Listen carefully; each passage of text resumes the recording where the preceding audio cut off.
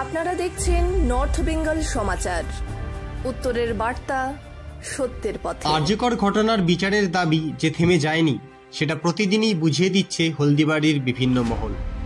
আম জনতাকে আমরা মোমবাতি নিয়ে হাঁটতে দেখেছি, রাস্তায় পেন্টিং করে বিচারের দাবি চাইতে দেখেছি। গতকাল দেখেছি ঢাকের তালে ঘণ্টা কাসর শঙ্খ বাজিয়ে আরজিকরের অসুরের বিনাশ চাইতে। আজ হলদিবাড়ির রংমশাল সাংস্কৃতিক সংস্থা ট্রাফিক মোড়ে লাইভ চিত্রাঙ্কন ও গানের মাধ্যমে আরজিকর ঘটনার প্রতিবাদে নামল। চিত্রশিল্পীদের চিত্রে ঠাঁই পেল আরজিকর ঘটনার প্রতীকী ছবি। কেউ আবার গানের মধ্য দিয়ে তীব্র সুরে প্রতিবাদ জানালো এই ঘটনার।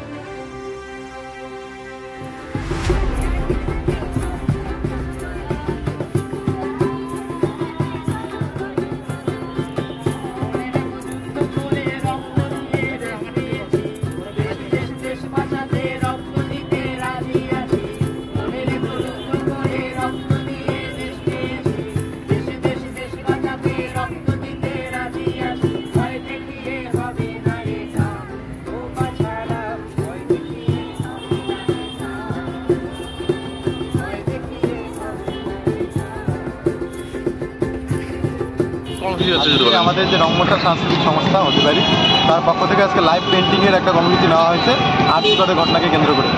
এর আগে আমরা কালীবাড়ি মোড়, যে নেতাজি মূর্তি রয়েছে সেখানে, এবং ট্রাফিক মোড়ে আমরা স্ট্রিট পেন্টিং করেছিলাম। কারণ তারা চারিদিকে আজকে যে আন্দোলনটা যেভাবে ছড়িয়েছে, শিল্পী যারা তারা তাদের যে মাধ্যম, সেই মাধ্যমে তারা প্রতিবাদ তুলে ধরছে। এবং আজকে 1 মাস অতিক্রান্ত, এখনও আমরা কিন্তু সঠিক বিচার পেলাম না। আমরা দেখছি তারিখের পর তারিখ যাচ্ছে, কোর্ট শুনানির পর শুনানি হচ্ছে কোর্টে, কিন্তু এখনও পর্যন্ত আমরা বিচার পাচ্ছি না।